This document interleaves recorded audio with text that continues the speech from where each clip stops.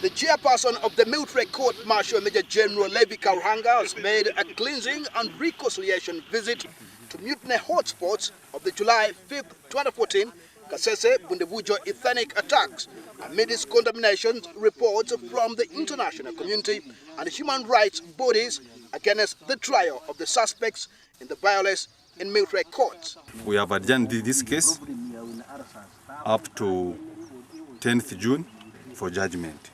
Therefore, visiting the scene of crime is very, very important. According to a Human Rights Watch report says, open quotes, in the end, we saw a large number, almost 170 people, have been charged in military courts. Human rights groups and the African Commission have told Uganda not to prosecute civilians in military courts, and yet that is the tool the government has chosen to use, close quotes. The concern of the Human Rights Watch is that military courts have been used for political expediency or somehow to try to intimidate individuals that the government perceives to be challenging the central government. This comes after the final submissions by the defense lawyer of the suspected civilians, Sibendire Bigogo, and the state lawyer over the weekend.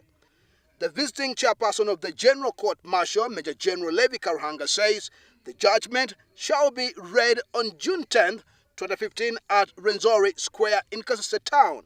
We started with the Way Bridge near Kasese town. We proceeded to Nsinungi, that is Bigando, within Bigando, or Bigando village, where we visited different scenes where they killed people at different sites.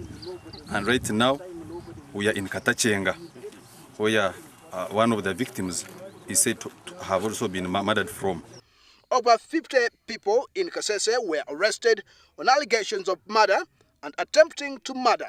Later, some of them were released by the General Court Martial after finding that they were innocent. However, currently in detention are still 24 suspects over similar charges.